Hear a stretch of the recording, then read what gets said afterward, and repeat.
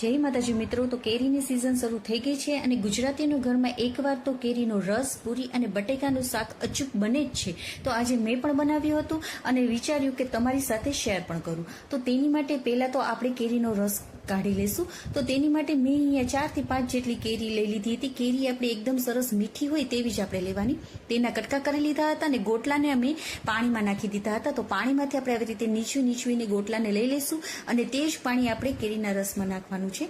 સાથે મેં અહીંયા 5 જેટલી મોટી ચમચી જેટલી ખાંડને એડ કરી દીધી છે. જો તમારી કેરી થોડી ખાટી હોય તો તમારે વધારે કેરીમાં ખાંડ નાખી દેવાની. તો હવે મેં અહીંયા બ્લાઇન્ડર વડે જ તેને કેરીનો રસ કાઢી લીધો હતો. તમે આની જગ્યાએ મિક્સર જારનો પણ ઉપયોગ કરી શકો છો.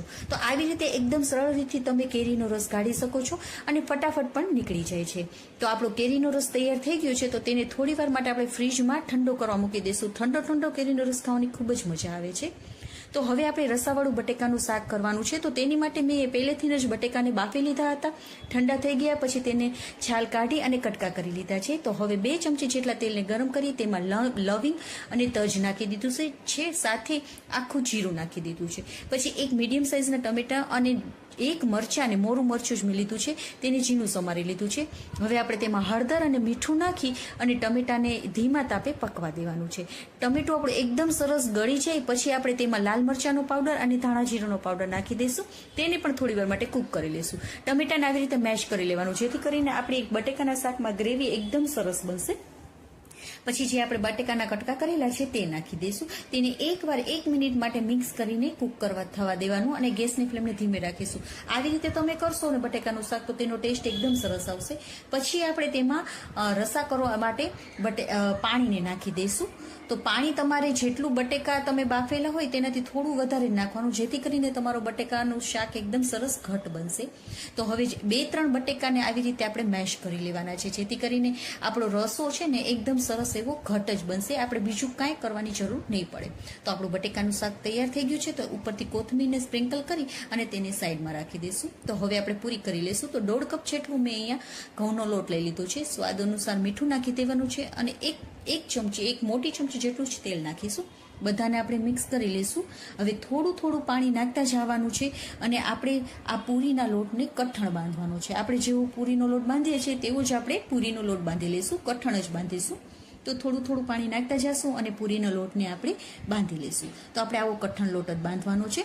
તો હવે તેને આપણે 5 થી 10 મિનિટ માટે એમને રહેવા દઈશું જેથી કરીને તે એકદમ સરસ વેલ સેટ થઈ જશે અને તમારી પૂરી એકદમ સરસ થશે. હવે મેં 10 મિનિટ માટે તેને રહેવા દીધો હતો. એકવાર આપણે આવી રીતે મસળી લેશું અને પૂરીના નાના લુવા કરી લેશું. આપણે નાની પૂરી કરીશું માટે આપણે નાના લુવા કરીશું. જો તમારે મોટી કરવી હોય તો તમે મોટા પણ કરી શકો છો. તો એકી હારે આપણે બધા લુવા કરી લેવાના અને તેના ગોયણા પણ કરી લેવાના. પછી આપણે હવે પૂરી વણવા લાગીશું. નાની પૂરી કરીશું અને બાજુમાં આપણે તેલને પણ ગરમ કરવા મૂકવી દેવાનું છે. તેલને આપણે ફૂલ ગરમ કરવાનું છે. તો જ તમારી પૂરી એકદમ સરસ ફૂલશે અને તેલ પણ નહીં રહે. એકદમ ફૂલ આવી જાય પછી જ આપણે પૂરીને નાખવાનું. તો જ તમારી પૂરી એકદમ સરસ રીતે ફૂલીને દડા જેવી થશે અને બિલકુલ તેલ પણ નહીં રહે. તો આવી રીતે આપણે બધી પૂરીને કરતું જવાનું, વણતા પણ જવાનું ને સાથે આપણે તળતા પણ જશું.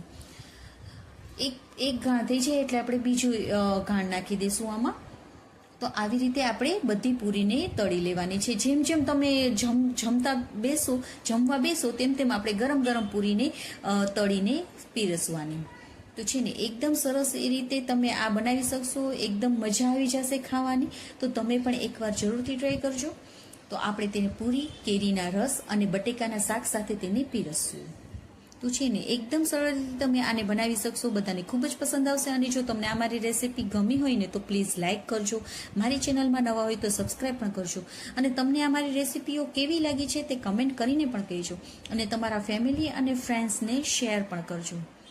તો જોતાં જ ખાવાનું મન થઈ જાય એવું આપણી પૂરી, બટેકાનું શાક અને કેરીના રસ તૈયાર છે. તો આવી જ નવી રેસીપીઓ સાથે આપણે ફરી મળીશું. ત્યાં સુધી બાય. જય માતાજી.